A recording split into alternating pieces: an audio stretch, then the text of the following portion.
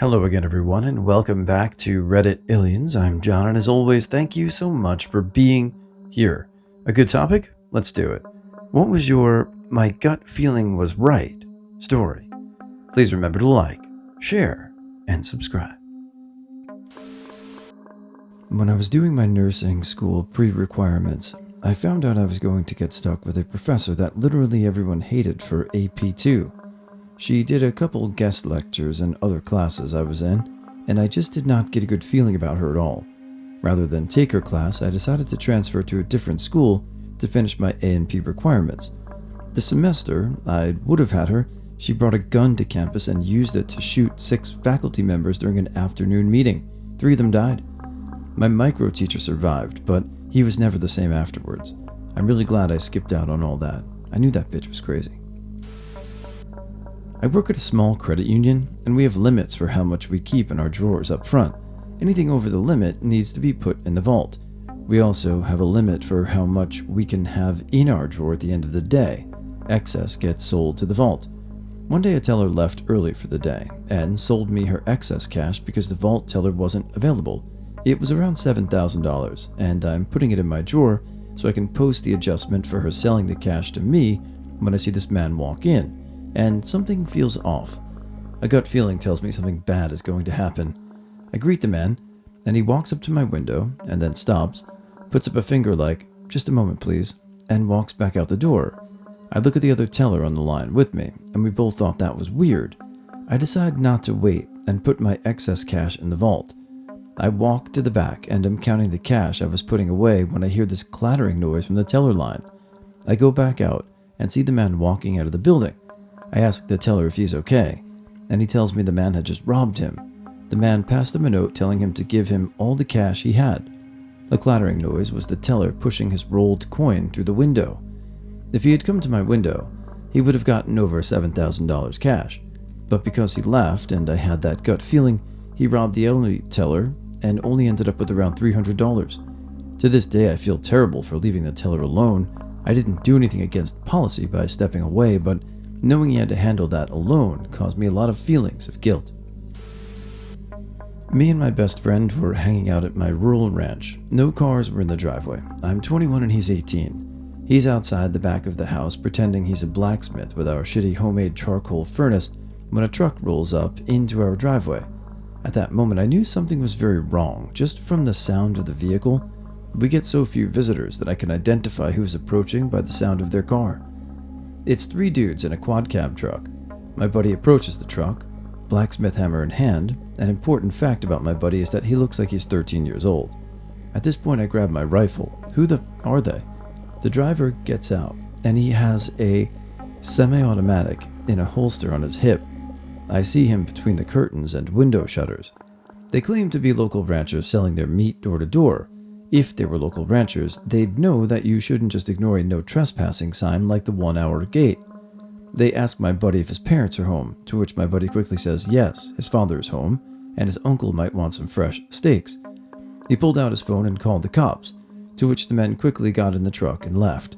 I knew none of this. I was just watching the body language of the situation going down through the sights of a rifle, ready for them to try something. I'm pretty sure they were here to rob us. My daughter had been discharged from the NICU for about a month. She was almost 3 months old and had to have a special feeding tube and pump and a lot of medications. We all got invited to a birthday party about 2 hours away from my sister-in-law's children, whom we hadn't seen in a very long time. It was also the last time we would see them before they left the state, so it was really special that we traveled to see them. The day came, and we were packing everything up to leave when I just felt like I couldn't go with the baby. Something in my gut was telling me that she just should not go on this trip. I didn't want my kids to miss out, so my husband took them on the trip and I stayed home with the baby. It turned out that there was a horrible car accident on the freeway with no detours. What should have been a 2-hour trip turned into a 5-hour trip. They missed the party completely. If I had gone with the baby, it would have been a nightmare since he had to feed her with the machine every 3 hours. I'd never felt so glad that I stayed home. When I was 19, I was pretty stupid and was dating a drug dealer or tattoo artist. There were lots of people always in and out of our apartment, but I didn't normally pay much attention. One night, I had a dream about one of them. In my dream, he was a snitch. It was such a real feeling dream that I couldn't stand being in the same room with him. I left every time he came over. Eventually, my boyfriend got arrested. It turns out the guy I had a dream about was wearing a wire. There were tons of recordings of conversations between him and my boyfriend. The only time I was on was to say hi and bye. My boyfriend did 5 to 15 for drug dealing. I could have been right there with him. My life over at 19. My gut feeling saved me from a pretty bad path. Yeah, that was a good gut feeling. Glad that things worked out. I mean, not for your ex-boyfriend, but yeah. Snitch. Some people have super crazy or intense stories, and I can't say none of my examples are close to that. The one that I always think of anytime I see a thread about this is, one time I went to a nearby cafe to pick up breakfast on an off day. There's a small 4-way stop on the route. Coming back home, I was driving to the stop sign. There's a bit of open area where you can see down the intersection before you actually get to the stop sign. I see a car driving in perpendicular traffic. I started slowing down because I don't trust people's driving skills, and I wanted them to get to their stop sign first so they'd have the right of way and we wouldn't be sitting awkwardly waiting for each other. I slowed down enough that they're now a few seconds ahead of me in getting to the stop. Boy, I'm glad I slowed down. This person drove through the stop sign and stopped in the middle of the albeit empty intersection. The driver looked confused, like they didn't know where they were going, and I presume that's why he stopped. To this day, I wonder if he would have T-boned me had I been driving through that intersection. Last week I was fighting in my first martial arts competition. Pretty big amount of contenders, but I see this one badass dude walking by and every ounce of my body says, I'm going to have to fight this guy and it's going to end badly for me. I find out when the two guys fight before me so I can scope out the competition. See the badass dude walk in. He fought extremely well against the guy who was just steamrolling punches. It turned out badass dude fought competition for over 20 years. Yeah, long story short, I had to fight the dude. I could tell he was ready for every move I could make. I got the shit beat out of me, and he managed to dislocate my ankle. I absolutely knew this was going to happen when I saw him. The dude was a very respectful guy. He held a bit back during the fight, and once the ankle got hit, he helped out tremendously, as it was an accident. When I moved away from home for school, my mother briefly rented out my bedroom to her parents' sister, who had cancer and apparently got kicked out of her apartment. I didn't have any objections since I wasn't using that room, and it was only supposed to be temporary until she could find another place. I only had one real concern. In a chest under my bed, I had a rare first edition copy of a book that was passed through my family for generations, and a Batman comic that wasn't super rare or valuable, but it was given to me by my grandmother, so that made it special. I did not like or trust this woman who was being rented the room to. I don't know how or why, as I and my mother only ever met her once, but my gut told me that woman was trouble. I brought up these concerns to my mother, and I asked her to take the chest out of my room, but she didn't think anything was wrong, and we just kind of forgot about it. That was a mistake. This woman turned out to be a serious Charlie Uncle November tango. She kept falling behind on paying the really small rent every month, claiming that she had to spend all her money on cancer treatments. After a while, stuff started to go missing around the house, and when I heard of this, I badgered my mother to take the chest of books out of my room. They were gone. Turns out the woman stole the books and sold them. My mother also found a bunch of other stolen stuff in her room and a shitload of receipts from the local casino in the trash can. Gets worse. Not only had the woman been stealing and selling our stuff to finance her secret gambling addiction, but it turned out she also lied about having cancer and had been coasting on sympathy for years. Suffice to say, that woman was out of there faster than you can beat Portal the second time through. I didn't even bother saying I told you so. My mother did make it up to me by finding a replacement copy of the book and the Batman comic, so it's all cool now. A real see you next Tuesday. Lying about having cancer and stealing from people? Scum. I dated a super great guy for a few years. He had kids, was awesome with them, and was always kind to me. It was so nice to be with someone who never made me feel anxious about a relationship. One day I just got a weird feeling that he was lying to me about being exposed to COVID and that he might have been exposed. The story had too many details. The other innocuous things happened that gave me a tinge of doubt, like commenting on pulling all of my long pink hairs out of my hairbrush I kept there and deciding to replace some of his wardrobe. Duh, he was cheating on me. It was really hard to heal after I broke it off because I was angry, but he gave me no excuse to hate him. If it wasn't for my gut, who knows how long he would have strung me along.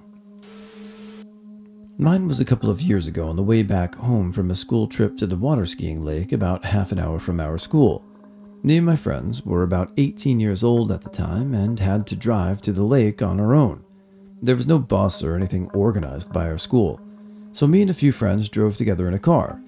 I was not the driver at the time. On our journey back to the school, an ambulance crossed our way and drove past us in the direction we were coming from. This was not uncommon because it was on the main route from our local hospital to the next bigger hospital in the next city. The situation in general was not special at all. Me and my friends joked a bit about the ambulance driver who looked kind of bored while driving with flashing blue lights. He probably has no patient in the back. He just wants to get home quick. That's why his blue lights and sirens were on. We joked. A few seconds behind him, we see an emergency doctor's car following the ambulance, which sometimes happens in Germany but isn't very common. I don't know why, but in this moment I just thought that my dad was in that ambulance and that he had a bad car accident. I really don't know why this thought crossed my mind. There's no reason to think that, especially with the specific thought that it might be my dad. I just had that gut feeling, which I really didn't like. A few minutes later, when we arrived at the next small village where my cell phone had reception again, I saw that I had a missed call from my mom. I rarely get calls from my mom, so my feelings about my dad being in that ambulance just a few minutes prior intensified. Because I was still in the car with my friends, I decided to wait until I was back at school and out of the car to call her back. When I called her back, my gut feeling was mostly right. My mother called because there was something wrong with my dad. He was on the way to the next hospital in the bigger city, and he was mostly fine. I should not worry. She told me that I should go to my grandparents so they can drive me to the local hospital so that I can drive my dad's car back home. I didn't worry too much because she sounded calm and said that he was fine. She told me that in the evening I should come to the hospital in the next city and take her home. At my grandparents', I learned that my dad had a heart attack and had to be rushed to the hospital in the next city. Luckily, he survived the heart attack with no major consequential damage, but that was a shock. In the following days, I found out that the ambulance crossing our way that day was indeed transporting my dad, who was fighting for his life in this ambulance. He's still alive and well today, after having had 2 more heart attacks since then. But every now and then, I have to think about that day. And to this day, I still don't know why this thought about him being in that crossed my mind. It still gives me goosebumps. My ex-friend tried to put me in a crazy situation because I was her only friend. Then it came to her trying to ask for all my birthday money. We were teenagers. At this point between this and the random adult man, she decided she wanted me to meet at a school event. It took place after school and I was like 13 and she was 14. Also, it was dark as it was a bonfire. I literally ran to find my parents, and her inability to take no as an answer, I knew something was wrong with this girl. So when she started pushing me away, I let her go and stopped making contact. Here's the kicker though, she now stalks me. And of course, the cops won't do shit, but collecting evidence is all I can do. She tried to contact me through online friends and letters, sending me gifts in the mail as she knows where I live. I remember my ex-friend. But somehow hacked her way into being able to comment on my YouTube videos when I blocked her from them. This chick doesn't give up. She's crazy. So yeah, I have a crazy, manipulative bitch stalking me now, and have since I was close to 17. I'm 23 now. I knew something was wrong after the red flags, but my stupid ass ignored some at first. She also tosses some dolls I had since childhood that took a lot of time as a child to get my small 5-year-old hands on. Some had to be specially ordered, and now they're gone. And I'm both mad and sad, as my childhood memories were ripped from me when she did that. What was the reason, you asked? Teens can't have dolls. Yes, that was the reason. And it's dumber than dumb. And she tossed them behind my back. And now I don't know how to get my childhood collection back. It was just $6 from a show I loved back then, so it isn't a lot, but finding them now is way harder than in the 2000s. I just knew something was wrong with her.